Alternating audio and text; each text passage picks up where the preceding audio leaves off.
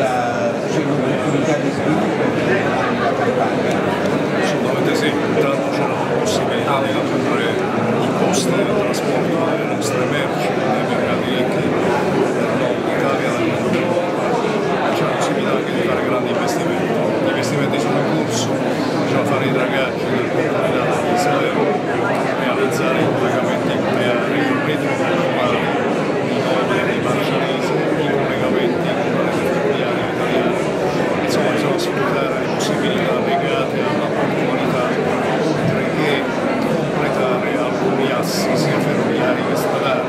La Napoli-Bari che è in corso per quanto riguarda l'alta velocità, e poi il raddoppio della Avellino-Salerno, la superstrada, e della Lioni-Grotta-Minarda che deve essere completata a 2 anni e di salire.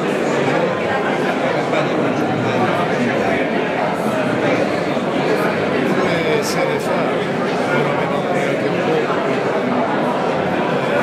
calendario, con 12 ore solo ripresi, e mi pare del tutto evidente che ci sono bande di delinquenti che organizzano in maniera scientifica le condizioni atmosferiche, il vento, per l'amor di Dio ci vedono loro, ma è evidente se osservate dall'alto i roghi intorno al Vesuvio che c'è un'accensione scientifica di questi roghi.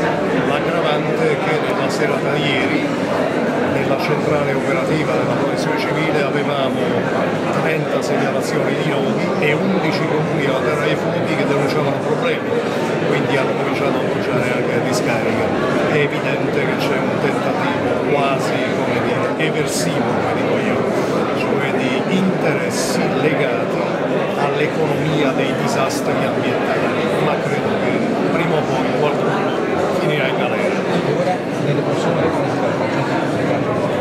Stiamo facendo l'impossibile, ovviamente, sono 700 le persone impegnate nello spegnimento dei roghi, 7 Canadair a disposizione, 5 elicotteri.